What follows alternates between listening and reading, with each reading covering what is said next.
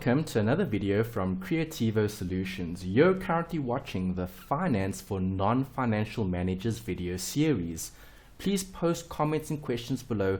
Tell me which sections you're struggling with and I'll create the video to help you.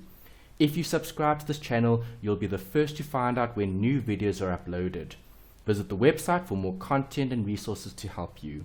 Please follow us on Instagram and Twitter and watch our YouTube channel for more support. In this video, we're continuing the discussion around the different forms of ownership. In the previous video, we were discussing the benefits of being a sole proprietorship, having one individual owning and running the business. In this video, we're going to be discussing why a business would want to consider expanding. Well, a business is going to want to focus on growth, and in order to grow the business, we need to expand, because expansion is going to help us to create more value. So a sole proprietorship has an option to expand and become a partnership. A partnership will have two or more partners. So as a sole proprietorship, you're going to be considering becoming a partnership by joining forces with other sole proprietors, and then you form a partnership. A partnership isn't a separate legal entity because the partners are jointly and severally liable for the debts of the business. So when looking at a partnership, we're going to obviously consider some of the reasons why we would want to create this form of ownership for this particular business. If we create a partnership, we'll no longer have the sole proprietor, because the sole proprietor now is part of the partners as part of the partnership. So the partnership becomes the business and it comprises of these separate individuals. So individuals are allowed to join forces and become a partnership. They have to be natural persons. You can't have a juristic person. So when looking at a partnership, there could be different reasons why we would want to create it, namely resources, maybe expertise or teamwork, or other reasons as well. To discuss some of the reasons why we would want to establish a partnership, we need to look at what does the partnership actually entail. Well, we have two or more individuals which are partners who run the business together.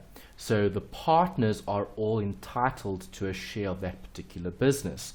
So when looking at the partnership, you've got two or more individuals joining forces and creating a larger business. If the business is larger, the business will be able to access more resources. And if we've got separate individuals, collaboration is possible. So we can join forces and pull together our resources and our skills. So resources are important because businesses need them in order to grow and expand. And if we have enough resources, we can allocate them to different areas of the business in order to create more value for our customers. Partnerships have limited compliance, which is very similar to a sole proprietorship, because you just need an agreement between the parties, and a partnership would then exist. As long as you've got a written agreement where both parties have agreed to operate in a specific way, then we'll have a partnership. Some of the other considerations would be shared ownership. So now we don't have one individual owning the entire business, but we have several. All those individuals are going to own a portion of that particular business. There is no legacy though, because partners are still natural persons, meaning a partner could retire or leave the partnership.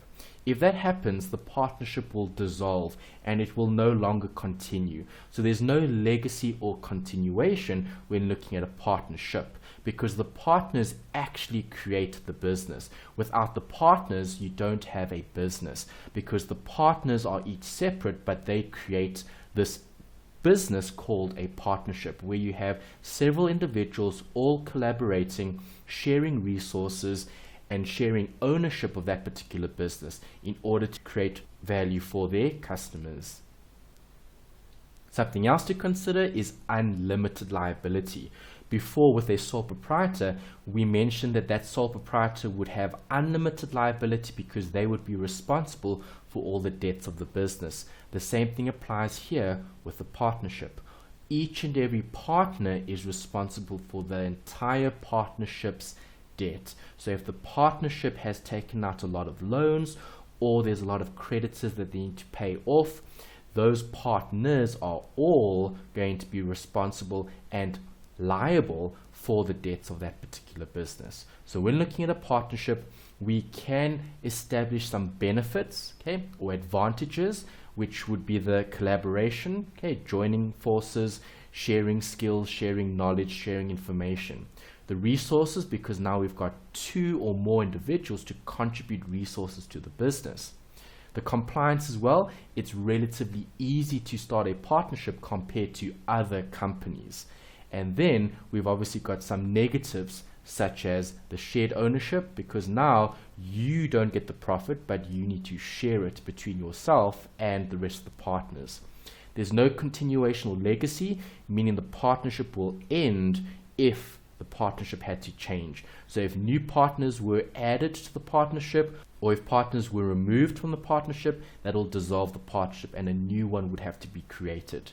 Then there's also unlimited liability, meaning that all the partners are liable for the debts of the business. So those are some of the pros and cons, advantages and disadvantages for a partnership.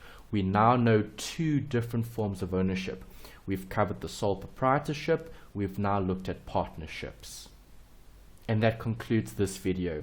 Thank you for watching, and please subscribe to the channel. If you have any questions or comments, please post them below.